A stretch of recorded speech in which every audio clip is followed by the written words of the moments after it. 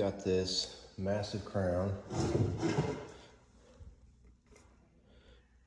Boom. Running up here. Run through my method on this. What I did, it's gonna end up matching in to the existing house, banding or crown or whatever you want to call it. So to get my height on the front of the cabinets, leveled over, put a mark on the tape there, and then I measured down, had 2 7/8, measured down 2 7/8, measured up 2 3/8, transferred 2 3/8 all the way around for over here, put my mark there, squared over the front, and ran a piece of tape right where that crown's gonna sit. And then what I take is use some hot glue melt, and we're going to glue these blocks on right there. This one I'm actually gonna run like this, right in line with our tape. That way it can catch the crown. And these blocks just help you hold up the crown as you're scribing it in place. It's a technique I learned from JCH cabinets. Works really good.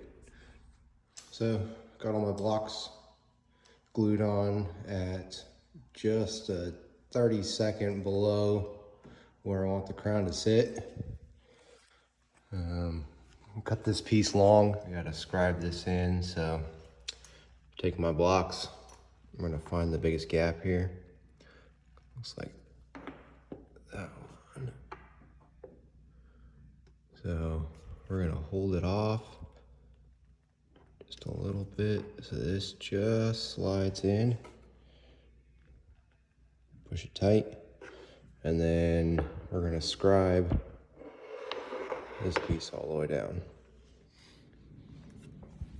So we got the lines, we're using the one that's a little bit farther out there. So I'll take my saw, set it up at about 15-degree angle, and then move this back and forth until I match. And I'm not trying to actually cut the line, we're just trying to get close, and then go back in with the belt sander to dial it in. So I cut my angle on it with the chop saw. Put a little 15-degree bevel on it. That way when you're going back sanding to the line, you're a little bit closer. For this one over here, I'm gonna use the angle grinder. Got two 35 grit sandpapers back to back.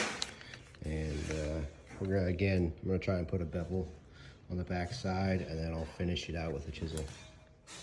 So I've got this piece coked in, sitting long. I'm just gonna make sure it's tight to the wall, and then we're going to take a little tiny pencil. So while I'm up here, I'm gonna pre-cut a couple other pieces. That way I don't have as much back and forth to the saw. This one I'm gonna cut long at 27 inches. The pillar I'm gonna try and hit with one shot. Because it's going to be hard to hold these smaller pieces square on the chop saw if we need to shave them down again. So one shot on those ones. So we got 6, 6.5, and 6. When you cut material this wide, go ahead and check square.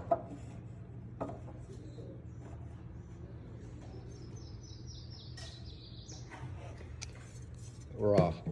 I still had my angle on there from coping in the previous piece, so double check your measurements, double check your square your saw if you need it, and you'll fight it a lot less. Money. When I'm measuring crown, riser, anything's gonna be sitting flush to a cabinet, I like to measure to the back. Just feel like it gives me a much more accurate mark. And then because this is so wide, instead of having to chop in a whole bunch of times, I'm gonna put a little 45 degree line on here. These are those short ones I want to cut in one shot. That way I actually got something to hold on to hold it square to the saw. So now I'm marking out the piece that is going to go on the front of that pillar or the pilaster. Go ahead and burn 4 inches, and we want 6.5, and so then I'm going to go 10.5, and I'm going to go just a hair over. That way when we slide this pre-built in, we're not going to have the risk of our seams popping. Little progress report. I had to run and get some nails. So I've got everything just pinned up with 1 3/16 inches. But started with the centerpiece here. Had to shave down the little 6-inch pieces, and I was able to hold them square enough on the saw, so that worked just fine. Biggest thing is don't try and do this in one cut.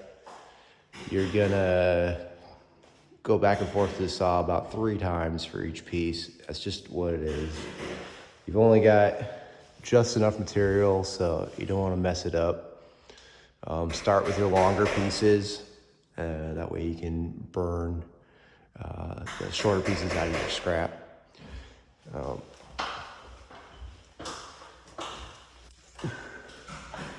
So yeah, everything's just dry fit in here right now. Holding it on with 1 3/16 pins tacked in here. I'm gonna want to do pre-assembly on these so that I don't end up with any nails on the face. So got all my pieces cut, dry fit, tight. Now we're gonna pull them down. I'm gonna leave this one and this one up because, and then we're gonna end up doing pre-assembly for that pillar, and this one. Leave the blocks on until after you're done installing. Just works better. On my dark colored pre-finished material, I like to hit it with preferably the same color if I got the same color touch-up paint or whatever, but dark Sharpie works. When you're doing it, you want to make sure you're pulling out. That way my marker doesn't roll over the edge and put a bit of old black line back there. But this will make your touch-up so much easier. Makes everything disappear a lot better. You don't have those white corners flashing at you. So I pull all my pieces down, at least the ones I'm gonna do pre-assemblies on. To put these things together, I'm doing a little backer block there, and then I will do tie bond along here, 2p10 in the middle, and then more tie bond. And then when all this meshes together, like so, then you can take a pin nailer and tack it on there. This is the bottom, so I'll be able to put a little pin here and a little pin here, and you're never going to see those. When you're shooting this block on, you want to leave it just back from the edge. That way it's not going to mess up your miter. So now we got our pre-builts done. Install.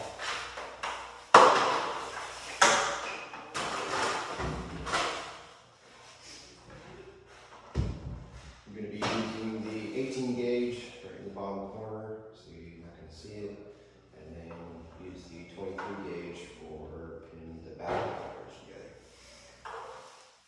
I got 2 inches and 1 3/16.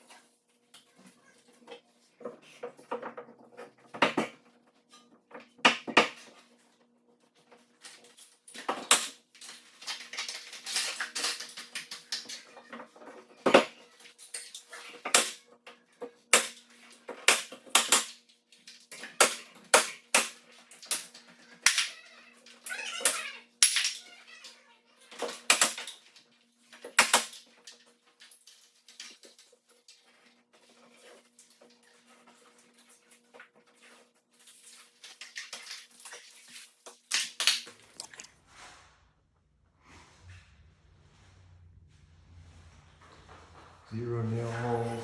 So now you gotta do is go back, touch up your inside corners and your outside corners, and we're good. So you see this one? That one I colored black. That one I forgot to. Touch up will still be all right. Still look good, but if you forget to color it black, it just makes it a little bit harder. That one already looks done. Probably don't even need to touch those outside corners. That one we're definitely gonna have to play with.